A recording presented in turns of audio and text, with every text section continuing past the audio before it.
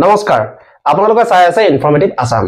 so মই আজি আকৌ এটা নতুন ভিডিঅলৈ মই আপোনালোকক স্বাগতম জনাইছো আপোনালোকে জানে যে আমাৰ ভাৰতত বহুত ধৰণৰ স্কেম হৈ থাকে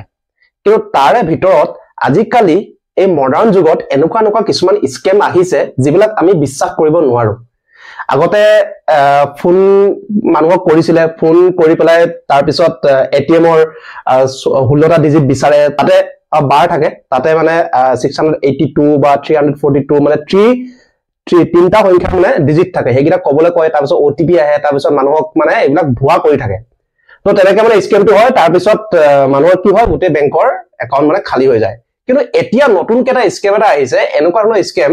যে কেৰালাত এজন মানুহৰ কি হল তেওলৈ বেংকে ফোন কৰিলে আৰু স্কেমাৰ বিলাক ইমানে মানে তেওলোক চতুৰ হয় তেওলোকে কি কৰে তেওঁলোকৰ হাতত মানে বহুত ধৰণৰ হাতত মানে তেওঁলোকৰ ইনফৰমেশন থাকে এনেকুৱা ধৰণৰ ইনফৰমেশন থাকে যে আপোনাৰ একাউন্টত কিমান বেলেন্স আছে আপুনি কোৰ হয় কেনেকুৱা হয় আপোনালোকৰ এড্ৰেছ কি হয় আপুনি মানুহজন কিমান বয়সৰ সব তেওঁলোকৰ হাতত সকলো বিলাক ইনফৰমেশন তেওঁলোকৰ হাতত থাকে সো কেৰালাত কি হল আজি বেছি দিনৰ ঘটনা নহয় এজন 60 বছৰ বয়সৰ মানুহলৈ ফোন কল আহিলে আৰু তেখেতে এজন ৰিটায়াৰ্ড পাৰসন হয় আৰু তেখেতে 20 লাখ টকা তেখেতে ৰিটায়াৰমেন্ট পইচা পাইছিলে আৰু তেখেতে ফিক্সড ডিপোজিট কৰি ৰাখি থলে সো তাৰ পিছত কি হল তেখেতলে অচানক ফোন এটা আহি গল ফোন এটা অহা পিছত তেখেতে ফোনটো পিকআপ কৰিলে কলে যে আপোনাৰ এটা আমি বেংকৰ ফালৰ পৰা এটা গিফট দিব বিচাৰো তেখেতে কলে ঠিক আছে গিফট তো আমি সকলে ভাল পাও যদি বেংকৰ ফালৰ পৰা মোৰ যদি এটা বিনামূলীয়া যদি গিফট আহিছে তেতিয়াহলে মই গিফটটো লম সো তাৰ পিছত তেখেতে ঠিক আছে মই একসেপ্টেড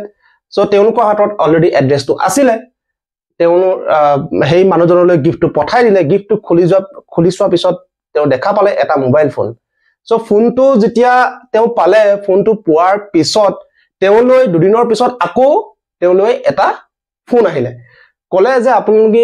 গিফটটো পালে আৰু একসেপ্ট কৰাৰ কাৰণে বহুত ধন্যবাদ হে বুলি কলে ঠিক আছে ধন্যবাদ তেওঁ কলে ঠিক আছে আপোনালোকক মই বহুত ধন্যবাদ দিছো কিন্তু তেওঁলোকে কলে যে আপুনি অনুগ্ৰহ কৰি ফোনটো ব্যৱহাৰ কৰক আৰু আমাৰ তাত এটা এপ্লিকেশন আছে আৰু সেই এপ্লিকেশনটো আপুনি ইনষ্টল কৰক হে বুলি কলে তেতিয়া তেওঁ হুলা ভাই মুলা একো নাজানে তেওঁ ইনষ্টল কৰি ললে ইনষ্টল কৰাৰ পিছত তেওঁৰ একাউন্টত যিমান বিলাক বেলেন্স আছিল সকলো বিলাক বেলেন্স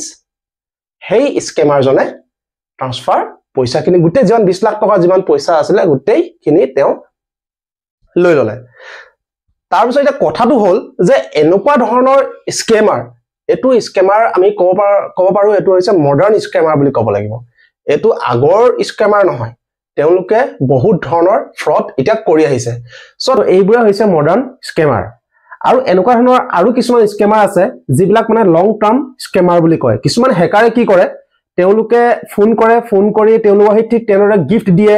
যদি হেই মানুহজনে যদি হেই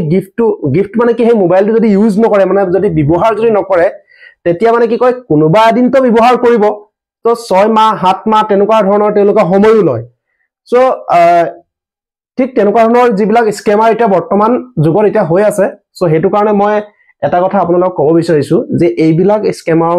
স্কেমাৰৰ পৰা আপোনালোক বহুত সাৱধানে থাকক আৰু সদায় সচেতন হৈ থাকক যে এনেকুৱা ধৰণৰ ঘটনা যাতে আপোনালোকৰ লগত নঘটে